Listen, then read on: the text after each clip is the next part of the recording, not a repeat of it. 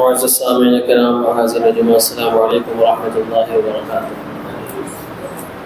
نحمده ونصلي ونسلم على رسوله الكريم اما بعد. فاعوذ باللہ من الشیطان الرجیم. بسم اللہ الرحمن الرحیم. لن ينال الله لحومها ولا دماؤها ولكن يناله التقوى. صدق الله العظيم وصدق رسوله النبي الأمي الكريم ونحن على ذلك لمن الشاهدين والشاكرين والحمد لله رب العالمين. إن الله وملائكته يصلون على النبي يا أيها الذين آمنوا صلوا عليه وسلموا تسليما. اللهم صل على سيدنا ومولانا محمد معدن الجود والكرم وآله وصحبه وبارك وسلم. صلوا عليه صلاة وسلاما عليك يا رسول الله صلى الله تعالى عليه وسلم. ایک مرتبہ اور درود پاک پڑھ لیں. اللهم صل على سيدنا ومولانا محمد معدن الجود والكرم وآله وصحبه وبارك وسلم. صلوا عليه صلاة وسلاما عليك يا رسول الله صلى الله تعالى عليه وسلم. ماہ ذی الحجہ وہی حرمت والا مہینہ ہے جیسے کہ رجب اور ذی قعدہ اور ذی الحجہ اور محرم. اس کے جو شروعاتی دن ہیں یعنی جس میں ہم اس وقت گزر رہے ہیں یا ہم سے وہ دن گزر رہا ہے، ابتدائی 10 دن یہ بڑے فضیلت کے حامل ہیں. اور اسی ابتدائی 10 دن کے بعد 10 دن کے درمیان میں ایام حج شروع ہوتا ہے. اور 9 ذی الحجہ سے کی فجر سے لے کر جو ایام تشریق کا سلسلہ جاری ہوتا ہے، یعنی فجر کی نماز فرض کے بعد جو تکبیر تشریق کہی جاتی ہے، وہ بھی اسی ابتدائی 10 دن کے اخیر سے شروع ہوتا ہے، ایام تشریق. اس کی فضیلت یہ بھی ہے کہ یوم عرفہ 9 کو عرفات کے میدان میں حجاج اکٹھا ہوتے ہیں. اور یوم عرفہ میں اگر کوئی شخص روزہ رکھتا ہے تو 2 سال روزہ رکھنے کے برابر کا ثواب اسے ملتا ہے. 2 سال کی نیکیاں جو روزہ کے ذریعے سے حاصل کی جاتی ہے، تو 9 ذی الحجہ کو رکھنے سے 2 سال کی نیکیاں جو روزہ رکھنے سے حاصل ہوتی ہے حاصل ہو جائیں گی. لیکن عیدین کی دن روزہ رکھنا حرام ہے، اور غیر عید میں روزہ رکھنا عبادت ہے. ایک ہی روزہ، ایک ہی سحری، ایک ہی کانسیپٹ، ایک ہی ضابطہ، لیکن دن بدل گیا، حکم بدل گیا. اس لیے کہ رسول اکرم سید عالم صلی اللہ علیہ وسلم نے اپنے صحابہ سے فرمایا کہ آج قربانی کرو. یہ روزہ رکھنے والا دن نہیں بلکہ اپنی قربانی کو کھانے والا دن ہے. اور خود حضور اکرم سید عالم صلی اللہ علیہ وسلم کا یہ طریقہ عمل رہا کہ سرکار دو عالم صلی اللہ علیہ وسلم جب قربانی کرتے اس دن فجر کے بعد جو سب سے پہلا لقمہ کھاتے تھے تو وہ اپنی قربانی ہی کا حصہ کھاتے تھے. اس لیے اس دن یہ بھی فضیلت اور مستحب عمل ہے کہ اسے کرنا چاہیے. یہ قربانی، اس قربانی کا پس منظر کیا ہے؟ یہ قربانی کیا ایک رسمی طور سے کی جا رہی ہے؟ تو حقیقت میں ایسا نہیں ہے، لیکن ہاں یہ جو طور طریقے بدل دیے گئے ہیں یہ رسمی طور سے چل رہے ہیں. لیکن قربانی کا جو ضابطہ اور پس منظر ہے وہ یہ ہے کہ اللہ تبارک و تعالیٰ کا تقرب پانے کے لیے، اللہ کو راضی کرنے کے لیے یہ محبوب عمل جو بارگاہ الہی میں محبوب ہے، افضل ترین ہے، اس عمل کو آپ کو کر گزرنا پڑے گا. اور یہ وہ کرے گا جو مسلمان ہو، اولاً جو مقیم ہو، مسافر نہ ہو، اور مالک نصاب ہو. ہر مرد و عورت بالغ و بالغہ پر جو مالک نصاب ہے اس کے اوپر قربانی فرض و واجب ہے. لیکن مالک نصاب کیسا؟ ایسا نہیں جیسا کہ زکوٰۃ فرض ہوتی ہے. جیسے زکوٰۃ کسی فرد واحد پر کسی شخص پر واجب ہوتی ہے تو اس کا ایک کانسیپٹ یہ ہے کہ اگر وہ مالک نصاب ہو گیا، مثال کے طور پر 52.5 تولہ چاندی کا مالک ہو گیا، یا اس کی مقدار میں کوئی مال ہے اس کا مالک ہو گیا، یا اس مال تجارت کا جو نقد پیسہ حاصل ہوتا ہے اس کا مالک ہو گیا، تو اس پر سال گزر جائے تب جا کے وہ زکوٰۃ اس کے اوپر نکالنا فرض ہے۔ بس اتنا ہی فرق ہے قربانی واجب ہونے کے لیے۔ ایک شخص قریباً 48,000 یا 50,000 کا مالک ہو گیا، اب اس 48 یا 50,000 کے مالک پر، اس کے مال پر سال گزر جائے اور اسی طرح سے رہ جائے یا بڑھ جائے، تب وہ اس کے اوپر فرض ہے کہ وہ حولان حول کا قاعدہ جاری کرتے ہوئے دیکھتے ہوئے زکوٰۃ نکالے۔ لیکن قربانی کے لیے یہ شرط نہیں ہے۔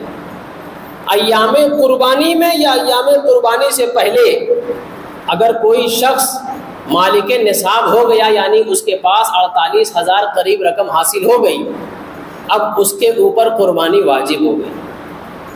کوئی شخص قربانی والے دن اگر مالک نصاب ہو جا رہا ہے تو پھر اس کے اوپر ایام قربانی میں مالک نصاب ہو گیا، اس لیے ایام قربانی میں بھی مالک نصاب ہونے کی صورت میں اس کے اوپر قربانی واجب ہو گئی۔ تو اس بات کو سب سے زیادہ ذہن میں بٹھا لیجئے کہ زکوٰۃ کی طرح یہ مسئلہ ہے، لیکن جو شرط ہے حولان حول یعنی سال گزر جانا، قربانی کے دنوں میں اس کی کوئی شرط نہیں ہے۔ اور ہر کسی پر جو مالک نصاب ہے ایام قربانی میں بھی، تو پھر اس کے اوپر قربانی واجب ہے۔ اپنی قربانی چھوڑ کر کسی اور کی قربانی کرتا ہے تو یہ سوچ کر کہ بیٹے کی طرف سے کر دیا، بیوی کی طرف سے کر دیا، باپ کی طرف سے کر دیا، تو میرا وجوب ساقط ہو جائے گا، جو مجھ پر واجب ہے وہ وجوب ساقط ہو جائے گا، یعنی ادا ہو جائے گا، تو ایسا کرنے والا گنہگار ہوگا۔ اس لیے کہ اگر وہ مالک نصاب ہے اور مکھیا ہے، سارا گھر چلانے والا ہے، اس کے علاوہ کوئی نہیں، تو اس کے اوپر قربانی واجب ہے، کسی اور شخص کی طرف سے نہیں کر سکتا۔ ایک غریب آدمی جو قربانی کی نظر مان رہا ہے، قربانی کرنے کا جذبہ اس کے اندر آیا اور اس نے ایک جانور لیا اور اس جانور کو خریدا اس نیت سے میں اسے قربانی کروں گا۔ اب اس غریب آدمی کے اوپر یہ شرط ہے کہ اس کی قربانی کرے، اس کو بیچ نہیں سکتا، اس کو بیچ کر دوسرا جانور نہیں، وہی جانور قربانی کرے گا۔ لیکن ہاں جو مالک ہے، مالدار ہے، وہ 10 جانور اس نیت سے خرید لے، ایک جانور اس نیت سے خرید لے کہ میں اس کی قربانی کروں گا، اور راستے میں آ کے بیچ دیتا ہے تو اس کے اوپر یہ حکم عائد نہیں ہوگا۔ اور قربانی اس نیت سے خرید کرے کہ سید عالم صلی اللہ علیہ وسلم نے ارشاد فرمایا، یہ تمہارا پل صراط کی سواری ہے، جتنا لحیم شہیم اور بہترین صحت مند ہو سکے تم اسے خریدو، اس نیت کے ساتھ کہ اس قربانی کے ذریعے سے اللہ تبارک و تعالی مجھے اپنا محبوب بندہ بنا لے، مقرب بندہ بنا لے۔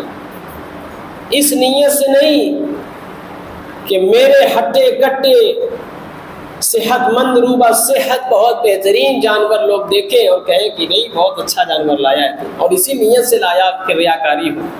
اس سے بچنے کے لیے کہ قربانی اللہ کا تقرب پانے کا ذریعہ ہے، شیطان کا تقرب پانے کا ذریعہ نہیں ہے۔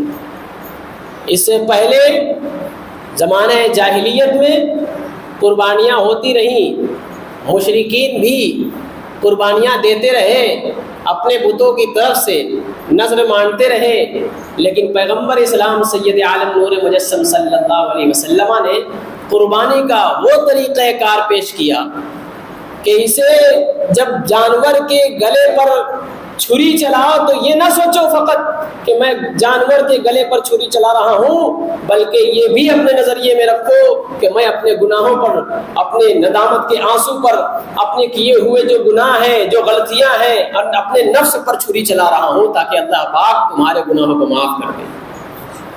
جب یہ بات اٹھی تو صحابہ کرام رضوان اللہ علیہ اجمعین کا احسان ہم ساری امت پر کہ جنہوں نے پیغمبر اسلام صلی اللہ علیہ وسلم کی مجلس فقط پائی نہیں، بلکہ جب کوئی ذہن میں سوال آیا تو مخبر صادق صلی اللہ علیہ وسلم سے عرض فرمائی، یا رسول اللہ صلی اللہ علیہ وسلم، عن زید بن ارقم قال قال اصحاب رسول اللہ صلی اللہ علیہ وسلم ما هذه الاضاحی یا رسول اللہ صلی اللہ علیہ وسلم۔ صحابہ پوچھنے لگے، یا رسول اللہ صلی اللہ علیہ وسلم یہ اضاحی کیا ہے، قربانیاں کیا ہے؟ تو رسول اکرم صلی اللہ علیہ وسلم فرمانے لگے، سنتی و سنت ابیکم حضرت ابراہیم خلیل اللہ علیہ السلام، یہ میری اور میرے تمہارے باپ حضرت ابراہیم علیہ السلام کی سنت ہے۔ یہ ما ہادہل حرف ما جو ہے نا، عربی میں سوال کے لیے بھی آتا ہے اور انکار کے لیے بھی آتا ہے۔ جو بدبخت ہیں انہیں انکاری نظر آیا اور انہوں نے کہا کہ یہاں پہ کیا صحابہ نے انکار کر دیا کہ ہم ہذہ الاضاحی، ہم قربانیاں نہیں کریں گے؟ بلکہ صحابہ نے آسان کر دیا، ہذہ الاضاحی کا مطلب پوچھ کر کے کہ یہ اضاحی کیا ہے، تو پیغمبر اسلام نے فرمایا یہ جو ذبح کرنا ہے، یہ عید الضحیٰ جس کو کہتے ہیں، یعنی قربانی والی عید، اسی سے بنا ہے اضاحی، ضحیٰ یضح اضاحی، اسی سے ہے کہ یہ قربانی ہے۔ اور یہ قربانی کسے کہتے ہیں؟ وہ میری سنت اور تمہارے ہمارے باپ حضرت ابراہیم کی سنت ہے۔ اور وہ سنت تو کسی سے ڈھکی چھپی ہے نہیں، وہ ضابطہ، وہ واقعہ کسی سے ڈھکا چھپا تو ہے نہیں۔ تو پھر صحابہ عرض کرنے لگے، یا رسول اللہ صلی اللہ علیہ وسلم فما لنا فیہا، کتنا کرم کیا صحابہ نے، ایک بات اگر پوچھتے اس کے بعد خاموش ہو جاتے تو بہت ساری فضیلتیں چھپ جاتی، اور ہمارے پاس وہ جواب غیروں کو دینے کے لیے موجود نہ ہوتا۔ لیکن یہ اکرام و احسان ہے صحابہ رضوان اللہ علیہم اجمعین کا کہ انہوں نے عرض کی، یا رسول اللہ صلی اللہ علیہ وسلم فما لنا فیہا، اس میں کیا ہے؟ حضور فرمانے لگے صلی اللہ علیہ وسلم، لکل شعرۃ حسنہ، اس میں کیا ہے؟ ہر بال کے عوض اللہ پاک نیکیاں دیتا ہے، ثواب عطا فرماتا ہے۔ پھر بھی صحابہ رضوان اللہ علیہ مجمعین کا احسان اور کرم دیکھو، ہو سکتا ہے یہاں رک جاتے تو یہیں تک کے لیے مقید ہو جاتا۔ تو صحابہ فرمانے لگے، یا رسول اللہ صلی اللہ علیہ وسلم صوف کے بارے میں کیا فرماتے ہیں؟ قربانی کے بارے میں سن لیا، لکل شعرۃ حسنہ کے بارے میں سن لیا کہ بکری کے ہر بال کے عوض اللہ پاک ثواب عطا فرمائے گا۔ صوف کے بارے میں کیا فرماتے ہیں؟ اون یعنی بھیڑ، مینڈا، جس کا بال ایسا ہوتا ہے کہ ہاتھ اگر ڈال دیجئے تو ہاتھ غائب ہو جاتا ہے، اتنے زیادہ بال والے، جو قبیلہ عرب میں بعض خیموں میں، بعض قبیلوں میں بھیڑ ہی بھیڑ پالا جاتا تھا، اور گھنے اور دوسرے ممالک میں دیکھ لیا جائے تو اتنے زیادہ صوف والے ہوتے ہیں، اون والے ہوتے ہیں کہ ان کے اندر اگر ہاتھ ڈال دیا جائے تو ہاتھ غائب نظر آتا ہے۔ سرکار صلی اللہ علیہ وسلم نے صحابہ کے سوال کا جواب دیا، کہا لکل شعرۃ حسنہ وبکل صوف حسنہ، نہ صرف بکری کے بال بلکہ جو اون ہے نا، جو بھیڑ بکری ہے، ان کے بال کے ہی برابر اللہ پاک تمہیں ثواب عطا فرمائے گا۔ آج تک کوئی کیلکولیٹر ایسا بنا نہیں جو انسان کے بدن کا بال گن سکے، اس کے سر کا بال گن سکے۔ تو ذرا سوچو کہ حضور نے ہم پر احسان کیا کہ کسی نے اگر ایک بھیڑ ذبح کر دی تو اس بھیڑ کے جسم پر جتنا بال ہے اس کے عوض نیکی لکھ دی۔ بتائیے کتنے کروڑ بال ہوگی؟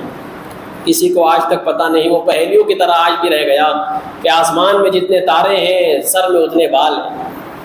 نہ تارا گننے والا پیدا ہوا، نہ بال گننے والا پیدا ہوا، لیکن ہاں جس کا شمار انسانی طاقت و توانائی سے باہر ہے، اس طاقت و توانائی دینے والے پروردگار نے فرمایا جتنے صوف ہیں اے محبوب فرما دو، محبوب کی زبان سے نکل گیا، جتنے اون ہیں ان سب اون کے برابر اللہ پاک تمہیں نیکیاں عطا فرمائے گا۔ یہ کرم نہیں تو کیا ہے؟ ایک تو قربانی، اچھا قربانی ہر طرح کی ہوتی ہے، جان کی قربانی جو میدان جہاد میں دین کی اقامت کے لیے لڑ کر کے دی جا رہی ہے، مال کی قربانی جو ایک ہی وقت میں مال منال کے ساتھ جان دی جا رہی ہے، جان و مال کی قربانی، کبھی جان کی اور کبھی مال کی قربانی دی جا رہی ہے۔ جیسے حج ہے، خود جانی بھی عبادت ہے، بدنی عبادت اور مالی عبادت بھی۔ پیسے اکٹھا کیے، پھر بلاوا آیا، جب وہاں سے بلاوا آیا تو حج کرنے بندہ گیا، اور اس طرح سے اس نے سفر کیا، تو بدن کی بھی عبادت ہو رہی ہے اور مال جو اس نے خرچ کیا ہے وہ بھی عبادت میں ہے۔ اس لیے مالی اور بدنی دونوں عبادت حج ہے۔ اس لیے زیادہ ثواب کے مالک اور زیادہ ثواب کا حقدار بنانے والی جو عبادت ہے وہ حج ہے، کہ ایک بندہ مشقت و صعوبت اٹھانے کے بعد یہاں سے جا رہا ہے، پھر وہاں پلس جو 5 دن کا حج ہے، یہاں میں حج میں مشقت و صعوبت اٹھا رہا ہے۔ یہاں ہمارا کیا حال ہوتا ہے؟ کل کو عید اضحیٰ ہے، بقرعید، آج کی رات میں ہم اپنے کپڑوں پر استری کرتے ہیں، کپڑوں کو دھلتے ہیں، صاف شفاف کرتے ہیں، خود اپنے پاک ہونے کا، صاف ہونے کا انتظام کرتے ہیں، ٹھنڈے گرم پانی کا انتظام کرتے ہیں۔ لیکن حاجیوں کا کیا حال ہے؟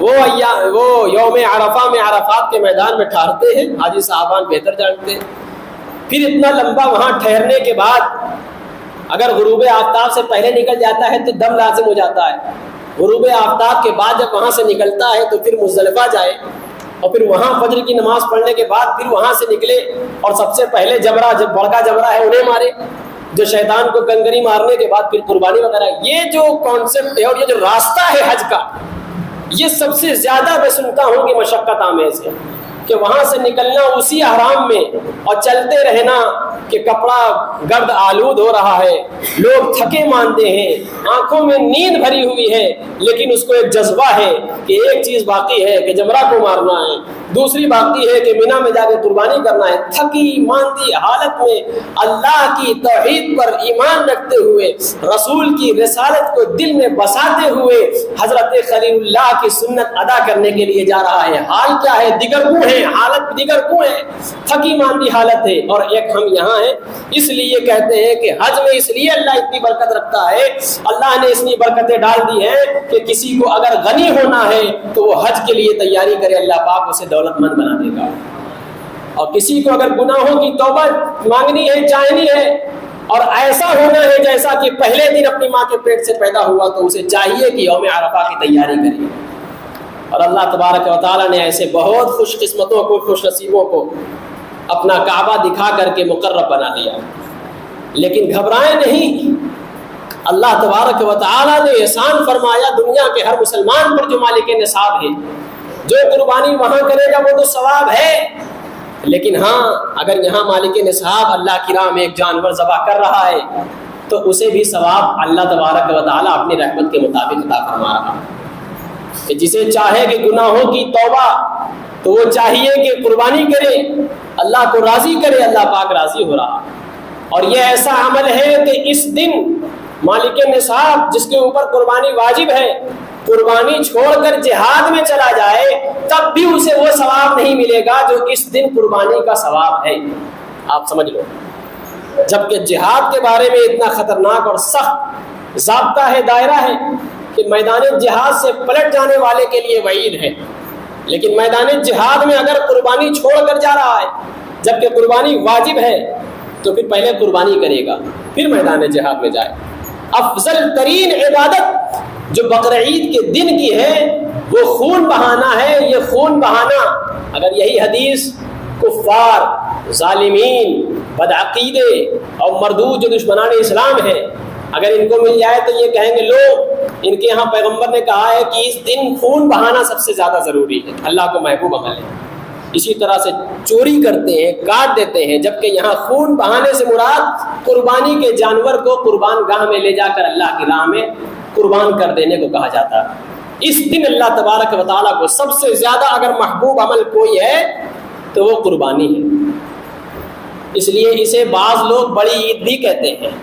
اور یہ قربانی اللہ تبارک و تعالیٰ کی بارگاہ میں ایسی محبوب ہے، لن ینال اللہ لحومها ولا دماؤها ولکن ینالہ التقوی، کہ یہ قربانی ایسی قربانی ہے کہ جب تم جانور کو پٹکتے ہو، اسے پکڑتے ہو، تو اس کا موٹا فربا بدن کوئی حصے کا وہ اللہ کی بارگاہ میں نہیں پہنچتا، اس کا گوشت، چربی، اس کی خوبی، خصلت اللہ کی بارگاہ میں نہیں پہنچتی، لیکن پہنچتا ہے تو تمہارا تقویٰ پہنچتا ہے۔ وَلَٰكِن يَنَالُهُ التَّقْوَىٰ، نہ قربانی کا خون، نہ قربانی کا گوشت، بلکہ اللہ کی بارگاہ میں تمہارا تقویٰ پہنچتا ہے، اور اللہ اسی تقوی سے راضی ہوتا ہے۔ اور یہ خون بہنے کا کمال یہ ہے کہ ابھی قربان گاہ میں قربانی کرنے والے نے چھری پھیری اور اس کے بدن سے نکلنے والا خون کا ایک قطرہ زمین پر نہ گرا، اور اللہ کی بارگاہ میں وہ قربانی مقبول ہو جاتی ہے۔ بتاؤ یہ کرم نہیں تو کیا ہے، یہ کرم نہیں تو کیا ہے۔ اور پھر اس کا ثواب کتنا ملتا ہے؟ بِقُرُونِهَا وَأَظْلَافِهَا وَأَشْعَارِهَا، اس کا ثواب کھروں سمیت ملتا ہے، سینگوں سمیت ملتا ہے، اور اس کی ہڈیوں کا ثواب ملتا ہے۔ ابھی تو ایک طرف کھالوں کے بارے میں سنا، یہ تو مجسمہ بیان کر دیا، اتنا ثواب ہے کہ اگر اس کا وزن کرو تو ایک طرف، لیکن اس کے بالوں کو شمار کرو تو اس سے زیادہ ثواب دیکھ رہے ہو اللہ پاک عطا فرما رہا ہے۔ یہ کرم نہیں تو کیا ہے؟ جبکہ اس زمانے میں کہ جب تنگی کا دور تھا، اسلام پھیل رہا تھا، لوگوں کے پاس مال و منال نہیں تھے، جس کے اوپر قربانی تھی وہ ایک قربانی کر رہا تھا، اور حضور اکرم سید عالم صلی اللہ علیہ وسلم 2 مینڈا ذبح کرتے تھے، 2 مینڈا۔ کئی حدیث میں کئی طرح سے اس بات کا ثبوت ہے کہ حضور 2 مینڈے ذبح کرتے تھے۔ کہیں پہ یہ کہا گیا چتکبرا تھا، کہیں پہ یہ کہا گیا کہ 2 مینڈا تھا، لیکن کل ملا کر کے ایک تو ایسی میں نے حدیث پڑھی دل خوش ہو گیا، کہا گیا کہ اسود و اضلافھا، کہ ایسا بھی مینڈا حضور نے ذبح کیا جس کی آنکھیں اندھیرا میں گزارتی تھی، جس کا پاؤں اندھیرے میں گزارتا تھا، جس کا منہ اندھیرے میں گزارتا تھا۔ اب محدثین کا کمال ہے، ان کا بھی احسان ہے کہ انہوں نے کیا ہی خوبی و خصلت کے ساتھ اس حدیث کی تفسیر فرمائی، اور فرمایا اس سے مراد یہ ہے کہ اس کی آنکھیں کالی تھیں، اس کے آنکھوں کا ارد گرد حلقہ کالا، اس کے منہ کا ارد گرد منہ کا حلقہ کالا، اور اس کا جو کھر کا حصہ تھا اوپر وہ کالا۔ بتائیے کتنا خوبصورت جانور رہا ہوگا۔ حضور اکرم سید عالم صلی اللہ علیہ وسلم نے 2 مینڈا، ایک اپنی طرف سے، ایک پوری امت کے لیے ثواب کی نیت سے ذبح فرمائی۔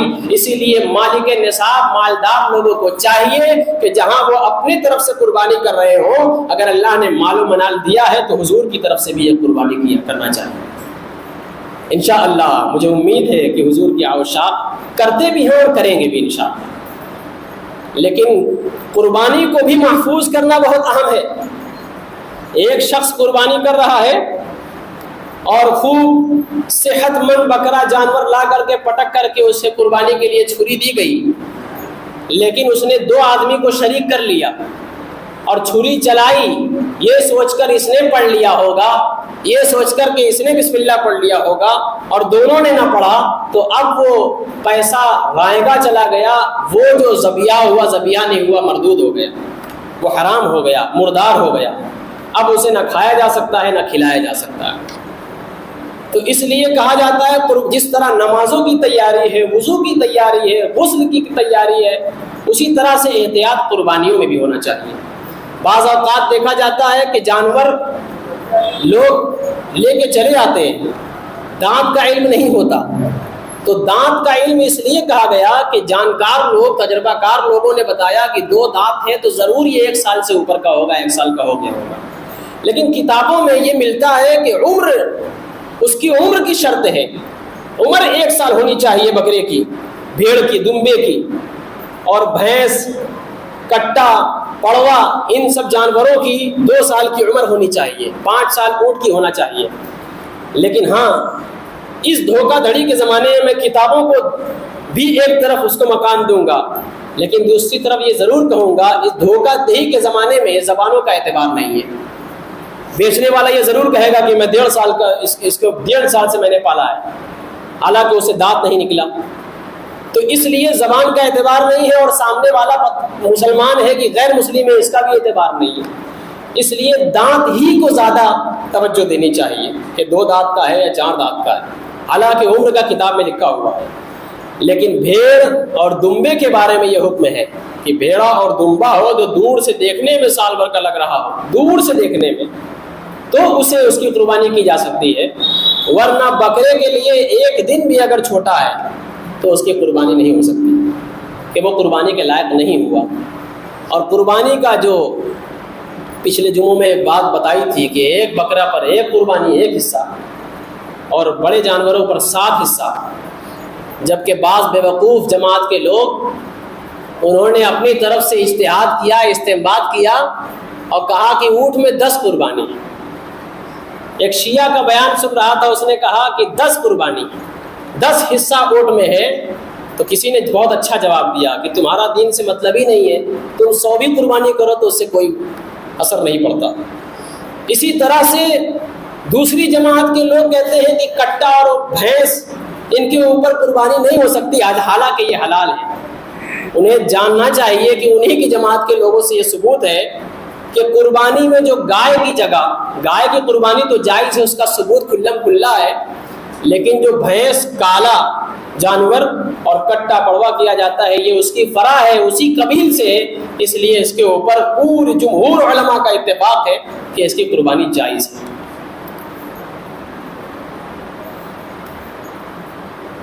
بعض سوال، ہاں ایک چیز جو بڑی گندی ہے جو ہمارے معاشرے میں دیکھا جاتا ہے کہ قربانی کے لیے جانور لاتے ہیں بہت ہٹا کٹا بڑا پیسہ لگا کر کے، اور پھر اسے کاٹتے ہیں تو اس کا موڑا کوڑا خانے میں پڑا رہتا ہے، اس کے سر کو بھیجا نکال کر کے سر پھینک دیا جاتا ہے۔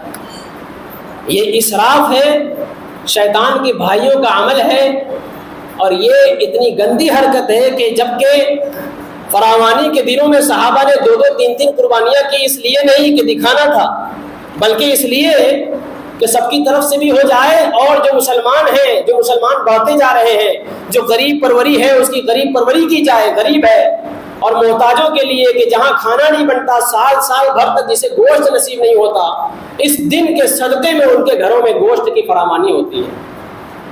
تو جب جس طرح سے یہ ضابطہ بنایا گیا اور اسلام اور مسلمانوں کے بھلے کے لیے اس کو اور فراوانی دی گئی، فروغ دیا گیا، تو وہ مسلمان اپنے نفس، یہاں نفس کی اتباع ہے کہ نہیں ہے کہ اچھا وہ آپ کو پسند نہیں ہے تو اس لیے آپ پھینک دیتے ہیں، نہیں، یہ بہت بڑے گناہ کی بات ہے۔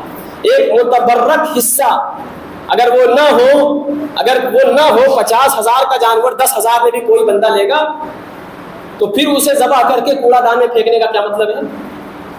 یہ نہیں ہونا چاہیے۔ کسائی جس طرح سے آپ سے پیسہ لیتا ہے 200-400 اور بڑھا کر کے اسے کہیے اس کو بنائیے، اس کو بھی بانٹیے یا کھائیے کھلائیے، اس کے علاوہ کوئی ایسی گنجائش نہیں ہے کہ کسی مفتی سے آپ بہانے سے فتویٰ لے لیں کہ جائز ہو جائے پھینکنا، ایسا ہو ہی نہیں سکتا۔ وہی اجزائے ممنوعہ جس کے بارے میں حرمت کا حکم ہو گیا ہے کہ 22 اجزاء جو پہلے 7-8 تھے، اعلیٰ حضرت نے اور تحقیقی تجدیدی کام کرتے ہوئے بتایا کہ 22 اجزاء جو حرام ہے، پتا ہے، خصیہ ہے، کپورا ہے، ذکر ہے، پیشاب کا راستہ، پاخانہ کا راستہ، ان ساری جگہوں کو جو بتایا گیا، شمار کرایا گیا یہ حرام ہے کہ اسے نہیں کھایا جا سکتا، تو نہیں کھایا جا سکتا۔ پھر میری کتاب میں بھی میں نے لکھا ہے بٹ کے متعلق، بٹ بھی بڑے شوق سے لوگ کھاتے ہیں، اب چونکہ اس میں علماء کا اختلاف ہو گیا اس لیے ہلکا مسئلہ ہو گیا، لیکن اگر ذہانت سے غور و فکر سے دیکھا جائے تو بٹ آپ نہیں کھائیں گے، ورنہ آپ پیٹ پھاڑ کر کے اس کا دیکھ لیجئے، آپ وہاں برداشت کر سکتے ہیں۔ تو جب متعفن چیز کو پھاڑنے کے بعد جب آپ وہاں ٹھہر نہیں سکتے تو اس میں سے نکلی ہوئی چیز کو آپ کیسے کھانے کے لیے شوقین ہو سکتے ہیں؟ مجھے تو امید نہیں ہے کہ اگر اس کو صحیح غور سے دیکھا جائے تو اس میں سے کوئی آدمی کسی دوسرے حضرات کے ہیلا حوالہ سے اس کو جائز سمجھ کے کھا لے۔ قربانی میں جو حصہ لے رہے ہیں لوگ، حصوں کا بہت احتیاط کرنا چاہیے۔ آپ جس مسلک و مشرب سے ہیں اس کو اہمیت دینا آپ کے اوپر فرض ہے، بلکہ فرض اعظم ہے۔ یہ صحیح ہے کہ ایک مسلمان نماز نہیں پڑھتا لیکن جمعہ پڑھ لیتا ہے، اور ایک غیر مسلم ہے جو بتوں کی عبادت کرتا ہے، ایک غیر مسلم ہے جو تثلیث کا قائل ہے، 3 خداؤں کو مانتا ہے، اور کچھ ایسے مرتد ہیں جنہوں نے اسلام کو پھیر دیا، اسلام سے پیٹ پھیر لی۔ تو اگر وہ 50 ٹائم بھی نماز پڑھے تو کیا آپ اسے مسلمان جانیں گے؟ جیسے ابھی الیکشن کے دور میں نائیڈو جیسے نیتاؤں نے اس کا دوڑا کہ وہ نماز ہی پڑھ لیتا ہے، عید کی نماز ہی پڑھ لیتا ہے، تو کیا وہ مسلمان ہو جائے گا؟ نہیں۔ تو حصوں میں اس بات کا ضرور احتیاط رکھیں کہ آپ کا حصہ اگر ساتھ میں ایک خالی ہو رہا ہے تو کسی بزرگ، کسی ولی یا کسی اپنے پڑوسی محبت داروں سے پوچھ کر کے اس کا حصہ شامل کر کے ساتھ کر لیجئے کہ 7 حصوں والی قربانیوں میں اگر ایک بھی رہ گیا تو کسی کی قربانی نہیں ہوگی۔ ابھی غیر مسلم، بد مذہب، نیچری، قادیانی، شیعہ، رافضی، وہابی، دیوبندی کی بات ہی الگ ہے۔ ابھی صرف خالی حصہ چھوڑ بھی دیا جائے تو بھی قربانی نہیں ہوگی، اور پھر بد مذہبوں کی بات ہی الگ ہے۔ مشترک قربانی کا حصہ لگانا، جیسے 7 حصہ 7 لوگوں نے خرید لیا ایک جانور اور پھر اس کو ذبح کیا، اب اس کو بانٹنے کا جھنجٹ ہوتا ہے، تو لوگ کہتے ہیں کہ ارے جو بھی 2 لے لیں گے ہو جائے گا، تو یہ تمہارا حق نہیں ہے، یہ حقوق اللہ ہے، اور حقوق اللہ میں حقوق العباد مخل نہیں ہے، مدخل نہیں ہے کہ وہ دخل اندازی کر لے۔ اب اس کا ایک طریقہ لیکن فقہا نے ضرور بتایا، کسی ایک کو مالک بنا دو، کسی ایک آدمی کو چنو اور اس سے کہو یہ سارا جانور جو ذبح ہوا سب کا تمہیں مالک بنا دیا، اب تم جسے جتنا چاہے ادا کر دو۔ اب کسی کے پاس ایک ٹانگ ہی پہنچ جائے، اگر وہ راضی ہے تو سبحان اللہ، اور نہیں بھی راضی ہوگا تو ہبہ کی صورت میں وہ جو تقسیم پر راضی ہونے کا گناہ تھا، ناراضی ہونے کا، اس سے بچ جائیں گے۔ اچھا، ہمارے یہاں تو الحمدللہ اس معاشرے میں بہت مشہور ہے، بہت مقبول ہے یہ طریقہ کہ جس پر قربانی ہے وہ سب قربانی کرتے ہیں۔ بچہ پر ہے تو باپ اس کے نام کی بھی ایک جانور اس کی طرف سے بھی لے آتا ہے۔ لیکن دوسرے علاقوں میں یہ بات دیکھی جاتی ہے، ہو سکتا ہے کچھ ہمارے علاقوں میں بھی ایسے لوگ ہوں گے جو ایسے لوگوں کی صحبت میں آئے ہوں گے کہ بہت موٹا چھوٹا جانور لے کے چلے آتے ہیں، 50,000 روپے کا، 60,000 روپے کا، 1,00,000 روپے کا، اور اسی کی قربانی کر دیتے ہیں۔ وہ سمجھتے ہیں پورے گھر بار خاندان کا وجوب ثابت ہو گیا۔ تو یہ جہالت ہے، اس سے وجوب ثابت نہیں ہوتا۔ جس کے اوپر قربانی فرض ہے 50,000 کا تو چھوڑیے، 5,00,000 کا بھی ایک بکرا اگر کوئی قربان کر دے تو ایک ہی قربانی کا حصہ ادا ہوگا۔ تو یہ نہ سوچ لے کہ 10 قربانی ادا ہو جائے گی۔ میں نے بہت سارا سوال لکھ لیا ہے، بہت سارے سوال آتے رہتے ہیں۔ ہاں، عورتوں بچوں کے ہاتھوں ذبح کرنا، ابو موسیٰ اشعری رضی اللہ تعالیٰ عنہ کا یہ عمل رہا ہے، بڑا بہترین عمل، یہ آپ لوگوں کو بھی کرنا چاہیے۔ اپنے یہاں کی عورتیں جن کے طرف سے قربانی ہوتی ہے ان کو بھی بلائیے، کہیے ہو سکے تو آپ چھری پھیرو۔ حضرت ابو موسیٰ اشعری، امر ابو موسیٰ اشعری رضی اللہ تعالی عنہ ان یضحین بایدیہن، کہا کہ اپنی 2 بیٹیوں کو بلایا، ان کی طرف سے قربانی تھی، کہا آؤ چھری پھیرو۔ یہ صحابہ کا عمل ہے کہ اپنے یہاں کی خواتین کو بھی اس کی دعوت دیں، اس لیے کہ اس سے دل مضبوط ہوتا ہے اور اس سے جذبہ ابھرتا ہے۔ جب اس طرح سے کریں گے، جب اسلام پر کوئی حرف آئے گا، اسلام کے خلاف کوئی سازشیں اٹھیں گی، نہ صرف مرد میدان میں ہوں گے بلکہ پردے پس پشت میں جو تمہیں حوصلہ دینے والی ہوں گی وہ تمہاری خواتین ہوں گی۔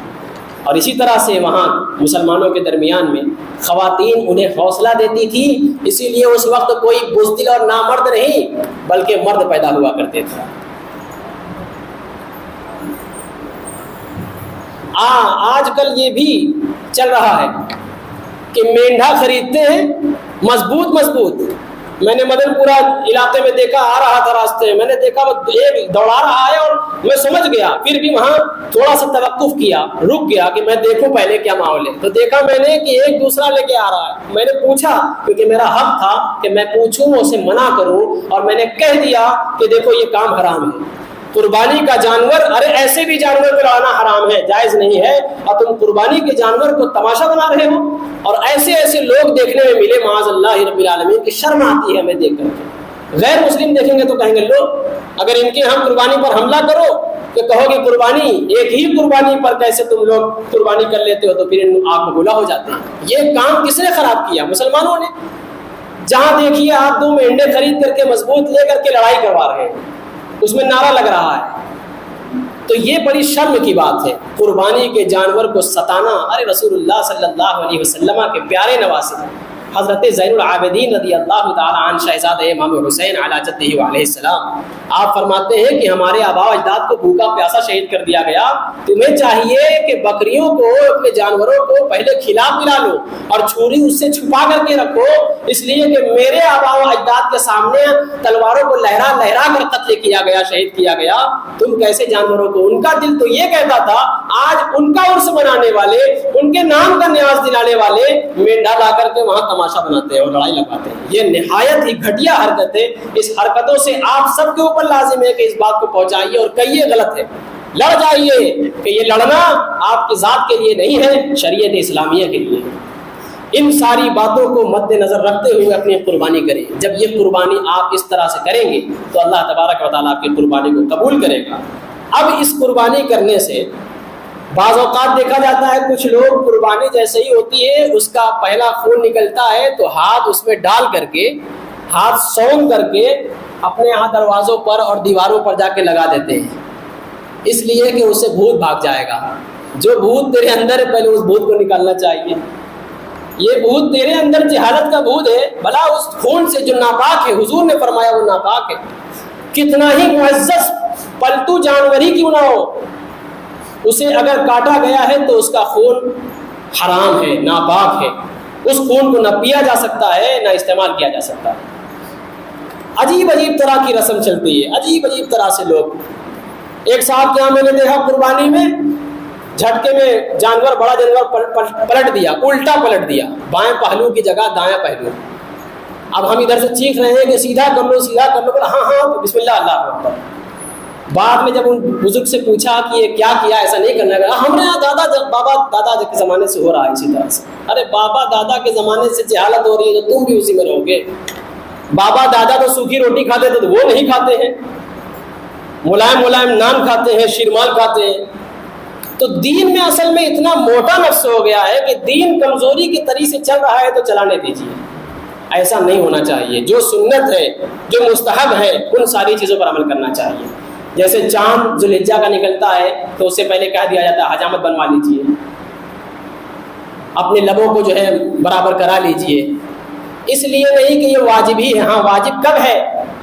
جب آپ کا حد سے زیادہ ناخن بڑا ہو جائے، 40 دن گناہ کبیرہ کا شکار ہو جائیں گے، اس خطرہ ہو، اگر اس کا خطرہ ہے تو آپ کے اوپر ضروری ہے کہ ایام قربانی سے پہلے درمیان میں جب چاہے آپ کٹا سکتے ہیں، کاٹ سکتے ہیں، لیکن یہ مستحب عمل ہے۔ ہاں لیکن جس بندے نے ایسا اہتمام کیا اور پھر اس کے بعد قربانی کی، اس کے بعد کاٹا، تو جو زیادہ ثواب اون کے ساتھ مل رہا ہے اللہ پاک اس کے اس رک جانے سے بھی اور زیادہ مزید ثواب عطا فرمائے گا۔ یہ اللہ کا کرم ہے، اور زیادہ مزید ثواب۔ تو اس طرح کی قربانی جو کھیل تماشا بن رہی ہے اس سے بچیے، اور جتنا ہو سکے دوسروں کو تکلیف دینے سے بچیے۔ جانور کو اس طرح سے ذبح کروائیے کہ اس جانور کو بھی تکلیف نہ ہو، اور ایسی جگہ پہ کہ جہاں پہ کسی اور کو خطرہ نہ ہو۔ بعض اوقات بڑے بڑے جانوروں کو ایسی ایسی کمزوری کی جگہ پہ لا دیتے ہیں کہ کسی کی ٹانگ ٹوٹ جاتی ہے۔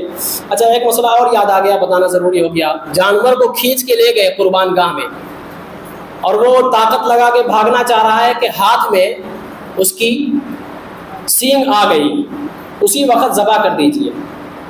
اور اگر جس جانور کی آدھی سینگ ٹوٹی ہوئی ہے یا ٹوٹ گئی اس کو قربانی کیا جا سکتا ہے، لیکن یہ اسی وقت کی بات ہے کہ جب قربان گاہ میں ایسا ہو گیا ہو یا پٹکنے میں پوری ٹوٹ گئی ہو تو بھی قربانی ہو جائے گی، اور ایسا کرنا چاہیے۔ ایک مسئلہ اور یاد آ گیا، بعض جانور لاتے ہیں، بھینس ہے یا بکری ہے، اس کو معلوم نہیں ہوتا کہ یہ گابن ہے، حاملہ ہے، اس کے پیٹ میں بچہ ہوگا، تو یہ بھی مسئلہ آ چکا ہے کہ جب اس کے کاٹا گیا پتہ لگا کہ اس کے پیٹ میں بچہ ہے تو پورا جانور پھینک دیا، پورا جانور، نہ صرف بچہ، پورا جانور کوڑے دان میں پڑا ہوا۔ پوچھا گیا کیوں، تو کہا کہ اصل میں وہ بکری گابن نکل گئی اس لیے پورا جانور پھینک دیا۔ دیکھیے حکم شرع ہے، آپ کی طبیعت سے شریعت نہیں چل سکتی۔ شریعت کہتی ہے کہ اگر آپ کے ساتھ جانور کے ساتھ یہ ہوا، آپ نے ذبح کیا، پیٹ چاک کیا، بچہ نکل گیا، زندہ نکلا تو ذبح کرو، اور مردہ نکل گیا تو پھینک دو۔ لیکن آپ یہ نہیں کہہ سکتے کہ اسے جو ہے وہ گابن ہے تو قربانی ہی نہیں ہو سکتی، بلکہ گابن بکری اور پڑیا کی بھی قربانی ہو سکتی ہے۔ اس سے بچنا احوط ہے۔ انسب ہے، زیادہ بہتر ہے، مناسب ہے کہ اگر آپ جانکار ہیں اور جانکار نے کہہ دیا 100% شیور کہ یہ قربانی کا جانور آپ نے لیا ہے، اس میں بچہ ہے، تو پھر اس سے بچنا ضروری ہے۔ لیکن یہ کام، لیکن مجھے حیرت نہیں ہوئی زیادہ اس لیے کہ جس معاشرے میں حاملہ عورت کے مر جانے سے اس کا زندہ بچہ شدہ دفنا دیا جائے، تو اگر بکری کے پیٹ میں بچہ دیکھ کر کے بکری کو پھینک دے تو کوئی بڑی حیرت کی بات نہیں۔ اس لیے زیادہ ضروری ہے کہ دونوں مسئلہ کو زیر غور رکھا جائے اور ہر محاذ پر کھڑے ہو کر شریعت اسلامیہ کی ڈٹ کر خدمت کی جائے اور اس کا دفاع کیا جائے۔ اللہ تبارک و تعالیٰ سے دعا ہے سننے سے زیادہ عمل کرنے کی توفیق و رفیق عطا فرمائے۔ عید الاضحیٰ کی نماز انشاءاللہ مسجد بھاٹن میں 7 بجے ادا کی جائے گی۔ 7 بجے عید الاضحیٰ کی نماز انشاءاللہ مسجد بھاٹن میں ادا کی جائے گی۔ اللہ تبارک و تعالیٰ سے دعا ہے سننے سے زیادہ عمل کرنے کی توفیق عطا فرمائے۔